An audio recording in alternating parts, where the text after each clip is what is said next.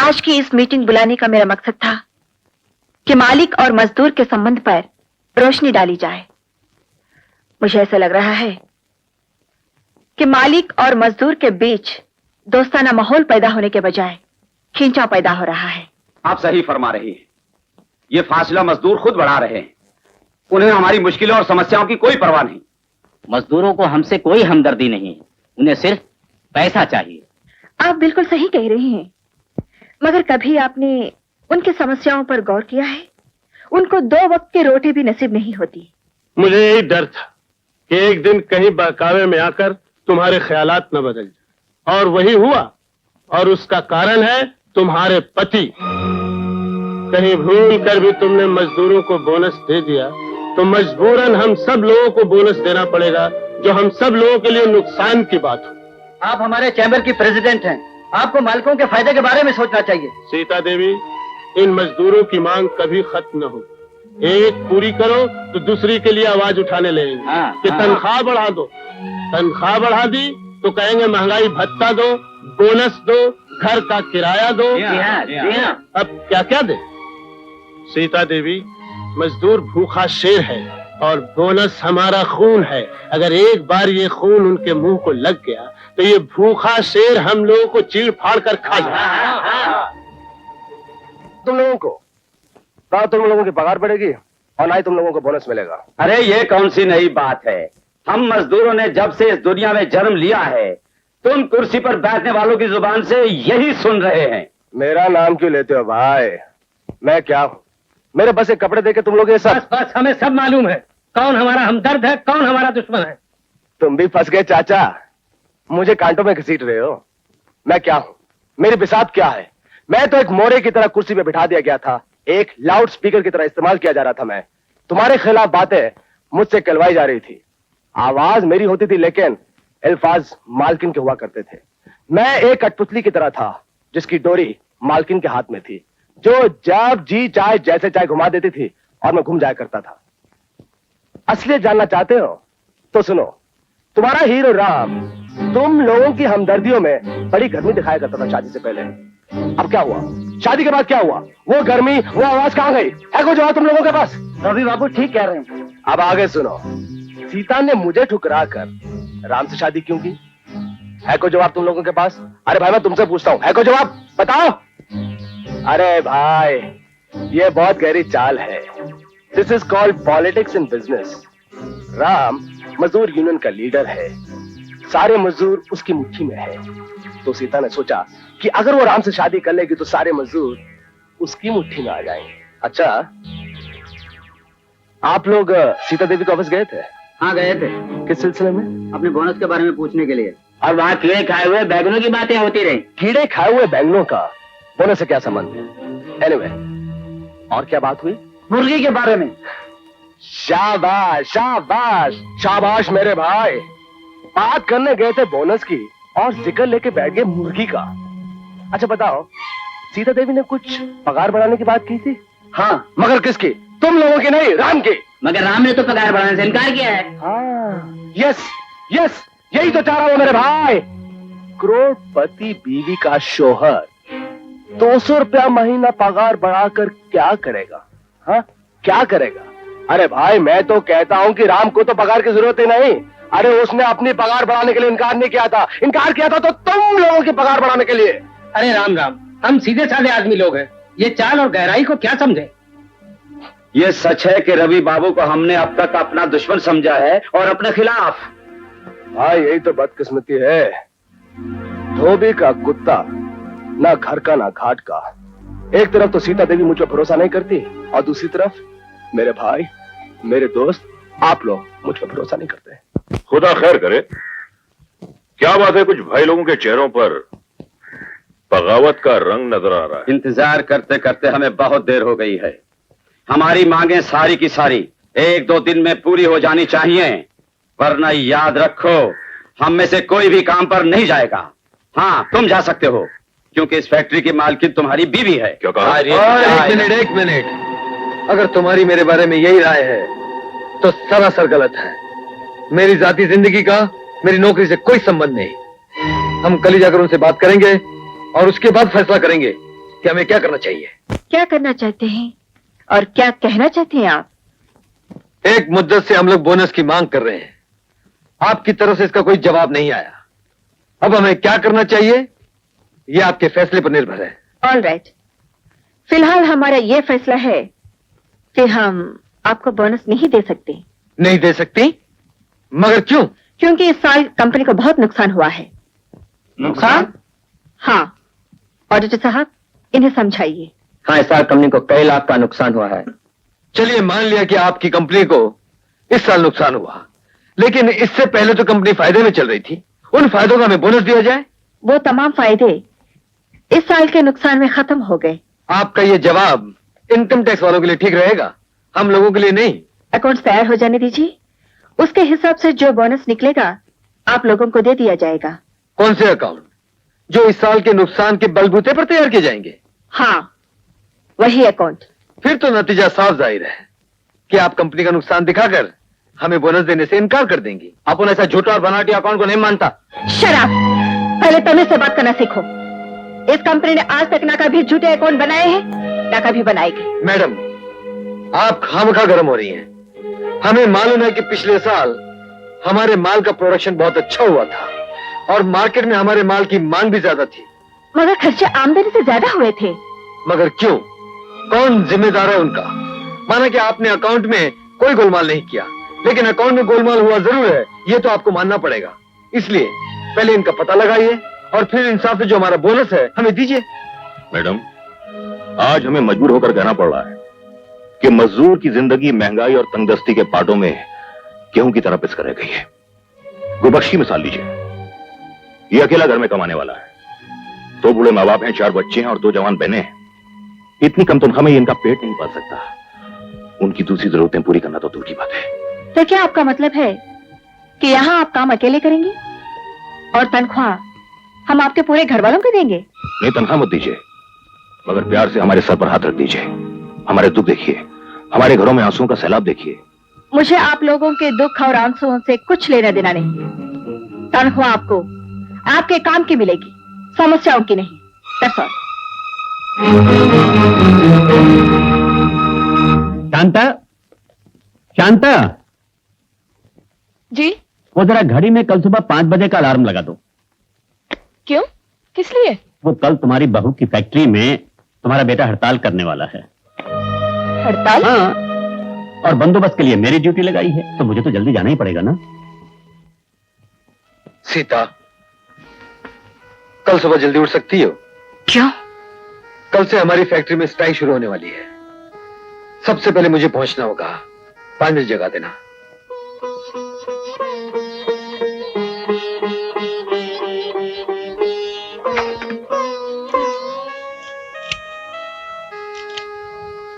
Hello, this is 6141-314। सुबह 4:30 बजे का अलार्म लगा दीजिए। Thank you.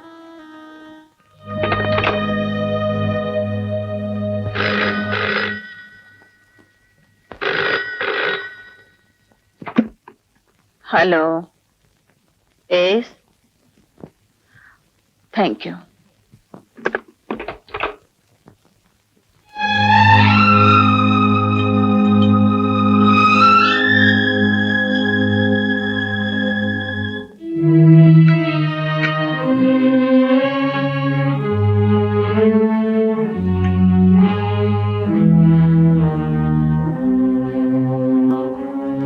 सुनिए सुनिए, कॉफी। 5 बज गए? नहीं, और 15 मिनट बाकी है। बस हो गया क्या? हाँ। शाम उठ गया? वो अकेला क्यों?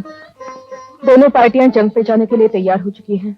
सीता, मैं जा रहा हूं। सुनिए, एक बात कहो। कहो। मालिक और मजदूर के झगड़े में अक्सर देखा गया है कि लीडर ही कुचला जाता है। इसलिए कोई कदम उठाने से पहले ये सोच लेना कि घर में तुम्हारी बीवी भी है। तुम्हारे मजदूरों को तुम्हारी इतनी जरूरत नहीं जितनी उसको है।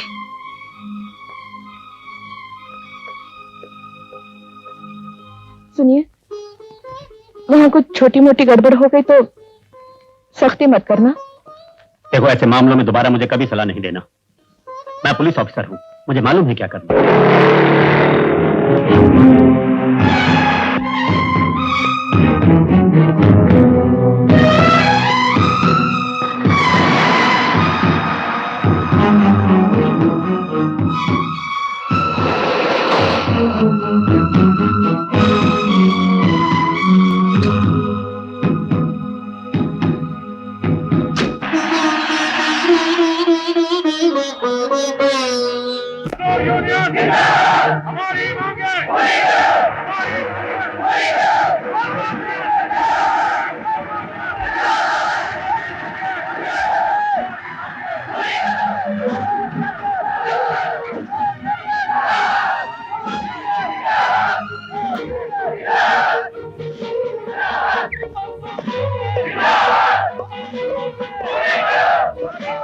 मिस्टर राम,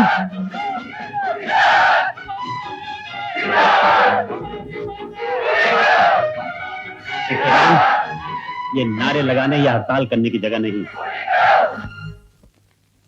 सर, असल में ये हड़ताल नहीं है। हम 1 घंटे के लिए अपनी आवाज मालिक के कानों तक पहुंचाने की कोशिश कर रहे हैं, और फिर जैसी फैक्ट्री का वक्त हो जाएगा हम सब अपने अपने काम पर चले जाएंगे। और इस 1 घंटे के दौरान न कोई अपनी जगह से हिलेगा, न कोई हंगामा होगा, ये मैं आपसे वादा करता हूं। Okay, carry on. मजदूर यूनियन मजदूर यूनियन हमारी मांगे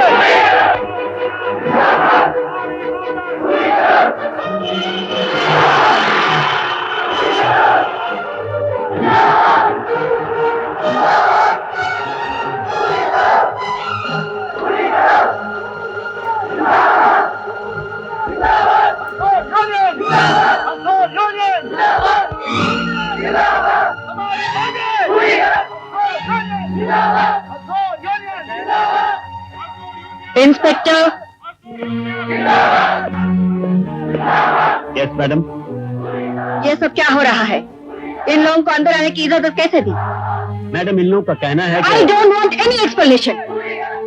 इन लोगों को 5 मिनट के अंदर इस कंपाउंड से बाहर निकाल दिया जाए। Yes madam.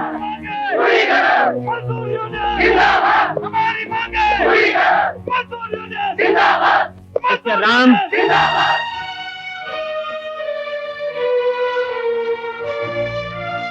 मिस्टर राम, आप और आपके साथी 5 मिनट के अंदर अंदर इस कंपाउंड को खाली करते हैं। यहाँ एक भी आदमी नहीं होना चाहिए। ठीक है, हम चले जाएंगे। ये हमारा आपसी मामला था, इसलिए हम फैक्ट्री के अंदर खड़े होकर नारे लगा रहे थे ताकि दुनिया न सुने।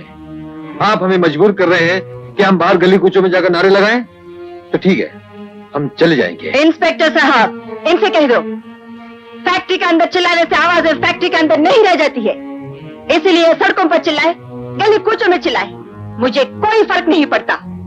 इन लोगों को यहाँ से फौरन बाहर निकाल दिया जाए। इंस्पेक्टर साहब, इन लोगों की तरफ से मैं आपको यकीन दिलाता हूँ कि ये लोग कोई दंगा, कोई फसाद नहीं करेंगे। मैं किसी फसाद और हंगामे से नहीं डरती।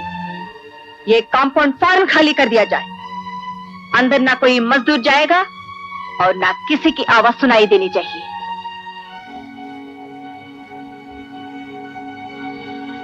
ओके साहब।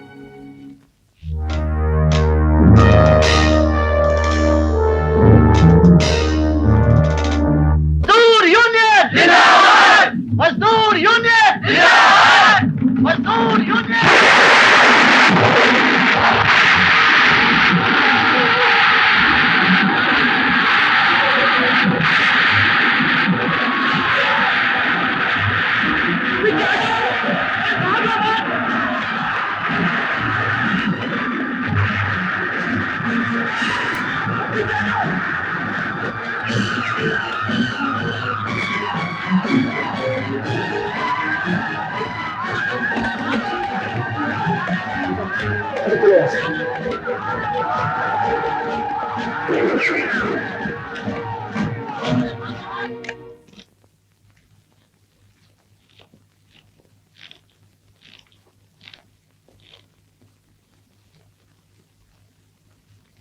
नहाने का पानी रख दो।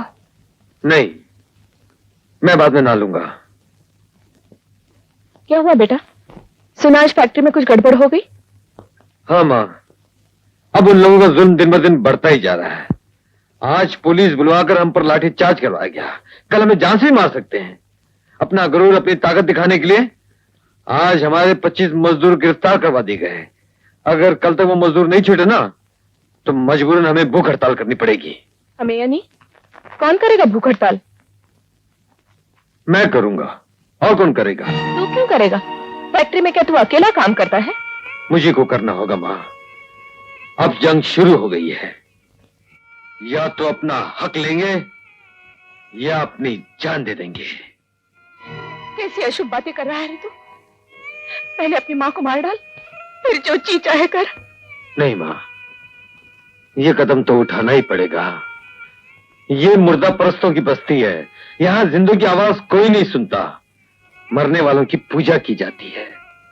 जीते जी तो मजदूरों को उनका हक नहीं दिला सका, अगर मरकर दिला सका तो कम से कम दुनिया याद तो रखेगी।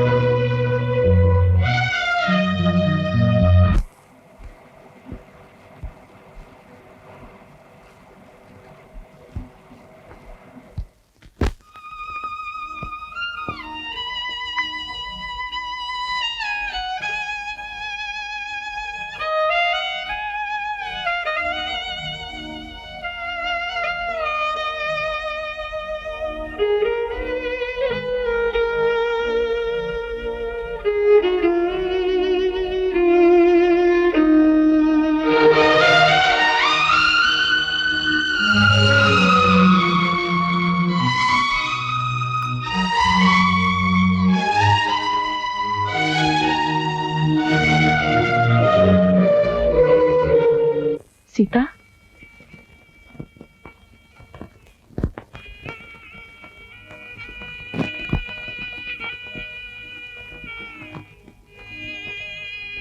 तुम दोनों अपनी अपनी जिद पर अड़े हुए हो। वो अपने साथियों के लिए अपनी जिंदगी कुर्बान करने पर तुला हुआ है, और तुम अपने साथ वालों के लिए अपने जीवन साथी को गंवाने पर तुली हुई हो। एक बात बता दो बेटी, जब तक कोई चीज हमारे पास होती है तो उसकी कीमत का अंदाजा नहीं होता, मगर वो खो देते हैं तो जिंदगी भर पछताना पड़ता है।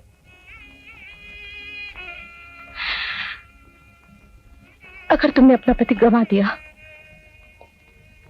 तो तुम्हारे साथी और उसके साथी सब मिलकर भी उसको वापस नहीं ला सकेंगे। मांग का सिंदूर एक बार मिट गया तो दुनिया के सारे रंग मिलकर भी उस रंग को वापस नहीं ला सकते। और बेटी, स्त्री तो कुर्बानी का दूसरा नाम है। हर पैदा होने वाली चीज सिर्फ एक बार मरती है, मगर औरत इस संसार में 3 बार मरती है।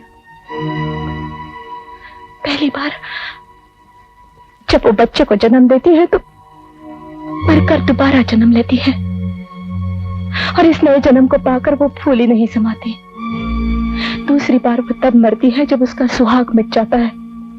वो जीती तो है मगर वो जिंदगी मौत से भी बदतर होती है। और तीसरी बार जब वो अपनी मौत मरकर इस संसार से चली जाती है।